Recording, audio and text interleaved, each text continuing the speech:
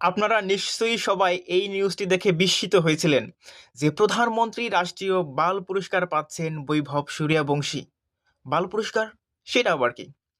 আসলে এখানে বাল বলতে কোনো খারাপ কিছু বোঝায়নি। বাংলায় বাল শব্দটির সাধারণ অর্থ হচ্ছে শিশু অথবা বালক। ভারত সরকার প্রতি বছর বিভিন্ন ক্ষেত্রে এটি প্রদান করে থাকেন, যেমন শিল্পী, খেলাধুলা, সংস্কৃতি, সাহসিকতা ইত্যাদি ক্ষেত্রে এইগুলো দিয়ে থাকেন। আর এই বছর এই পুরস্কারটি পাচ্ছেন বৈভব সূর্যবংশী, কারণ তিনি বিহারের একজন অত্যন্ত প্রতিভাবান ক্রিকেটার।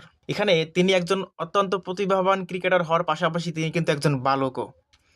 মাঠে তিনি একজন সাহসী, আত্মবিশ্বাসী এবং পরিণত, কিন্তু বয়সে তিনি এখনো একজন বালক।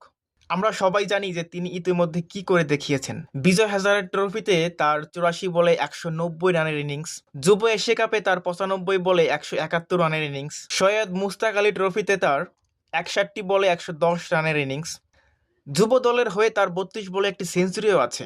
এবং তিনি মাত্র ১৩ বছর বয়সে আইপিএলে দল পেয়েছিলেন রাজস্থান রয়্যালসের হয়ে ১,১০,০০,০০০ টাকা দিয়ে তাকে কিনে নিয়েছিল, এবং সেই আইপিএলে তিনি একটি সেঞ্চুরিও করেছিলেন মাত্র ৩৫ বলে। আর ঠিক এই কারণেই তিনি রাষ্ট্রীয় বাল পুরস্কার পাওয়ার যোগ্য।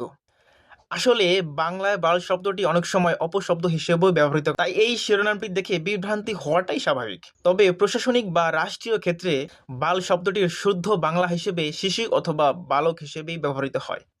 আপনি বাল শব্দটি প্রথম কিভাবে নিয়েছিলেন অবশ্যই কমেন্ট বক্সে জানাবেন, এবং ভিডিওটি ভালো লাগলে শেয়ার করবেন। Suryavanshi!